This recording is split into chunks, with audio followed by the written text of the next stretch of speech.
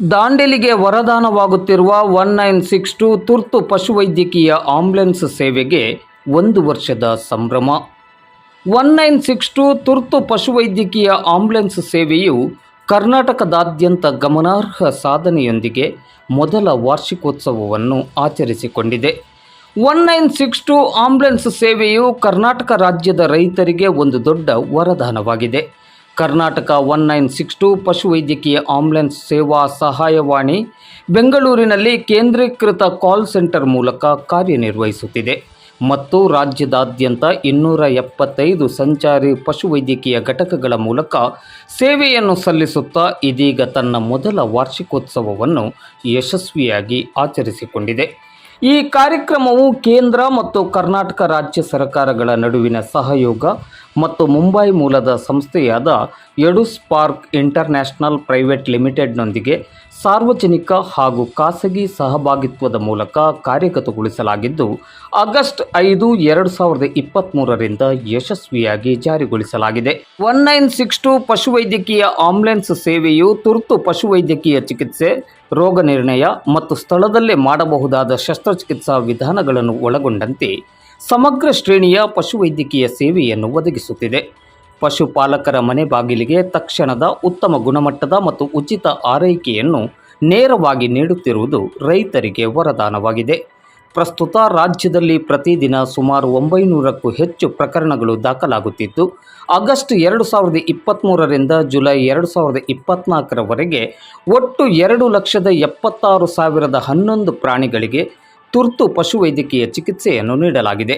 ಇದರಲ್ಲಿ 1,78,572 ದನಗಳು, 17,282 ಎಮ್ಮೆಗಳು, 48,566 ಕುರಿಗಳು, 28,293 ಆಡುಗಳು, 359 ಹಂದಿಗಳು ಮತ್ತು 2,939 ಇತರೆ ಪ್ರಾಣಿಗಳನ್ನು ಉಪಚರಿಸಲಾಗಿದೆ. ಈ ಮಹತ್ವಾಕಾಂಕ್ಷೆ ಯೋಜನೆಯು ಕರ್ನಾಟಕ ಸರ್ಕಾರದ ಪಶುಸಂಗೋಪನೆ ಮತ್ತು ಪಶುವೈದ್ಯಕೀಯ ಸೇವಾ ಇಲಾಖೆಯ ಸೇವಾಬದ್ಧ ಅಧಿಕಾರಿಗಳ ಅವಿರತ ಮಾರ್ಗದರ್ಶನ ಮತ್ತು ಬೆಂಬಲದೊಂದಿಗೆ ಯಶಸ್ವಿಯಾಗಿ ಕಾರ್ಯಗತವಾಗುತ್ತಿದೆ. 1962 ತುರ್ತು ಪಶುವೈದ್ಯಕೀಯ ಆಂಬ್ಯುಲೆನ್ಸ್ ಸೇವಾ ಯೋಜನೆಯು ತುರ್ತು ಚಿಕಿತ್ಸೆಗೆ ಅಗತ್ಯವಿರುವ ಪ್ರಾಣಿಗಳಿಗೆ ಸಮಯೋಚಿತ ತಜ್ಞ ಆರೈಕೆಯನ್ನು ನೀಡುವುದರಲ್ಲಿ ಸಫಲವಾಗಿದ್ದು, ತನ್ಮೂಲಕ ರೈತರಿಗೆ ಮತ್ತು ಪ್ರಾಣಿ ಪ್ರಿಯರಿಗೆ ಅಮೂಲ್ಯವಾದ ವರದಾನವಾಗಿರುವುದು ಸಾಬೀತಾಗಿದೆ.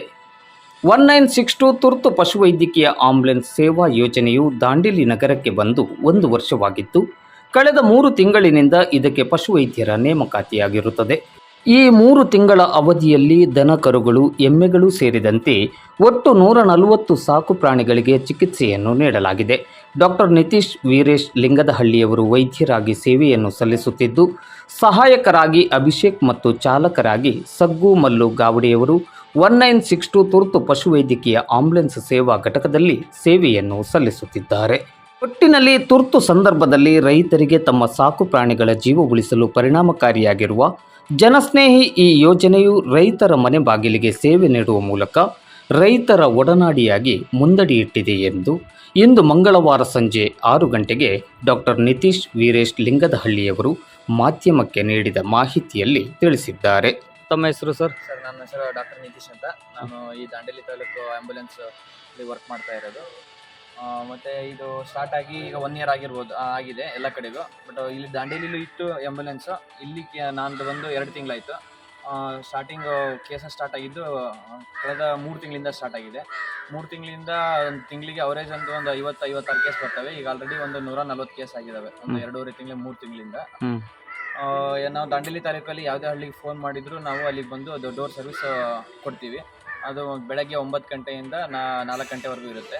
ನೀವು ರೈತರು ಏನು ಮಾಡಬೇಕು ಅಂತ ಅಂದರೆ 1962ಗೆ ಕಾಲ್ ಮಾಡಿ ನಿಮ್ಮ ಊರು ಮತ್ತು ಏನಾಗಿದೆ, ಯಾವ್ದು ದನನೋ ಕುರಿನೋ ಮತ್ತು ಎಮ್ಮೆನೋ ಅಂತ ಹೇಳಿ ಏನಾಗಿದೆ ಅಂತ ಅವ್ರಿಗೆ ಹೇಳಿದರೆ ನಾವು ಬಂದು ಅಲ್ಲಿಗೆ ಸರ್ವಿಸು ಕೊಟ್ಟು ಎಲ್ಲ ಟ್ರೀಟ್ಮೆಂಟ್ ಚಿಕಿತ್ಸೆ ಎಲ್ಲ ಕೊಟ್ಟು ಹೋಗ್ತೀವಿ.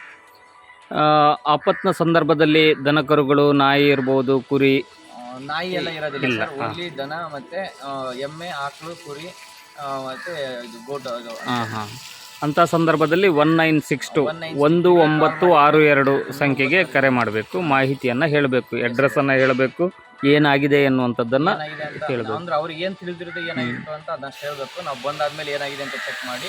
ಈಗ ತಾವು ಹೇಳಿದ್ರಿ 1 ವರ್ಷ ಆಗಿದೆ ಈ ಯೋಜನೆ ಆರಂಭ ಆಗಿ.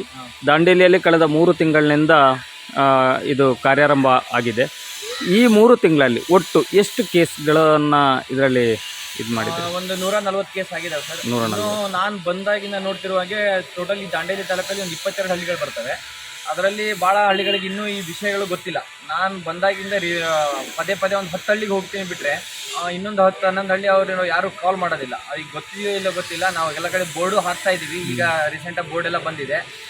ನಾವು ಹೋದಾಗೆಲ್ಲ ಹೇಳಿರ್ತೀವಿ ವ್ಯಾಕ್ಸಿನ್ಸು ಮಾಡಿಸ್ಬೇಕಾಗುತ್ತೆ. ಅವ್ರು ಹೇಳ್ತೀವಿ ಎಲ್ಲ ಬಂದಾಗ. ಅದಕ್ಕೋಸ್ಕರ ಇನ್ನೂ 11 ಹಳ್ಳಿಗೆ ರೀಚ್ ಆಗಲಿ ಅಂತ ನಾವು ತಮ್ಮಲ್ಲಿ ವಿನಂತಿ ಮಾಡ್ಕೊತೀವಿ. ವಿಶೇಷವಾಗಿ ದನ ಕರುಗಳು, ಎಮ್ಮೆಗಳು, ಕುರಿಗಳು, ಮೇಕೆಗಳಿಗೆ ಅನಾರೋಗ್ಯಗೊಂಡಂತಹ ಸಂದರ್ಭದಲ್ಲಿ ತುರ್ತು ಚಿಕಿತ್ಸೆಗೆ ಇದು ನೆರವಾಗ್ತದೆ. ನಾಯಿಗಳನ್ನು ಹೊರತುಪಡಿಸಿ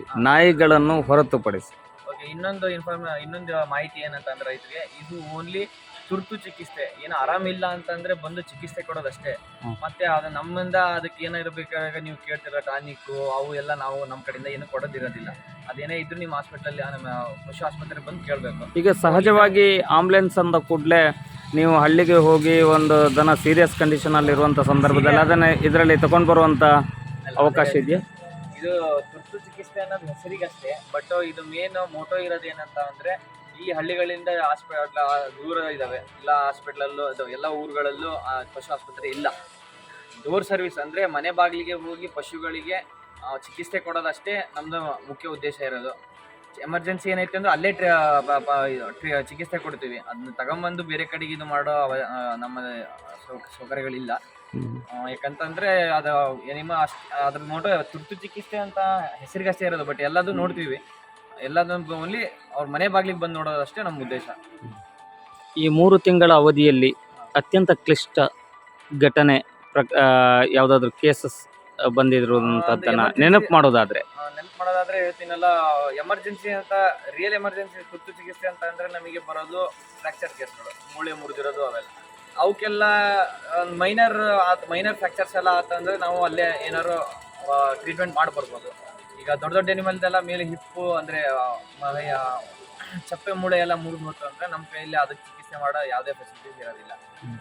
ಅಂಥ ಒಂದು ಕೇಸ್ ಮೊನ್ನೆ ಮಳೆಗಾಲೆಲ್ಲ ಬಂದಾಗೆ ಒಂದು ಬಸ್ ಬುದ್ಧಿ ಅಥವಾ ಗಿಡಗಳು ಬಿದ್ದು ಭಾಳ ಒಂದು 4-5 ಪ್ರಾಣಿಗಳ ಚಪ್ಪೆ ಮೂಳೆ ಎಲ್ಲ ಮುರಿದಿರುತ್ತೆ.